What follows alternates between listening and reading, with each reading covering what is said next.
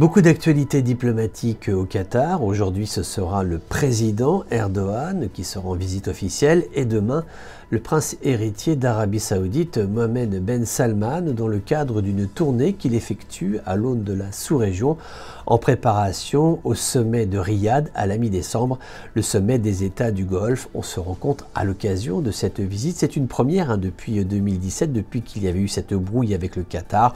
On se rend compte que tout cela appartient désormais au passé et récemment encore, c'était le mois dernier, le prince Ben Salman adressait un message au cher Ahmad Al-Thani, l'assurant de sa volonté de développer les relations bilatérales entre les deux pays. On se rend compte qu'aujourd'hui le Golfe n'est jamais aussi fort et jamais aussi entendu que lorsqu'il parle d'une même voix sur les dossiers du moment, à la fois le nucléaire iranien, les négociations viennent de s'achever, alors avec un résultat tout à fait décevant, mais est-ce qu'on y croyait réellement? En tout cas, c'est un dossier qu'il faut suivre. Et puis aussi la question des relations avec l'État d'Israël, faut-il normaliser ou pas? Les Émirats arabes unis ont fait ce choix.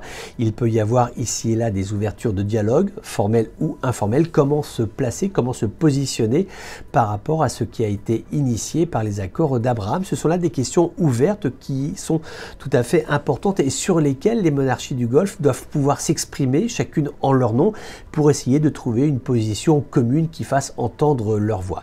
Et puis, dernier point qui est tout à fait aussi important, c'est celui de l'économie, de la transition énergétique. Ces États qui se sont construits sur le pétrole et sur le gaz doivent aujourd'hui aborder, se saisir d'un monde qui va être de plus en plus orienté vers les énergies renouvelables, les énergies vertes. Et là encore, il est absolument nécessaire, peut-être même d'un point de vue économique vital pour toutes ces économies du Golfe, que de réussir cette transition énergétique et faire en sorte que leur région demeure un pôle de croissance et de productivité.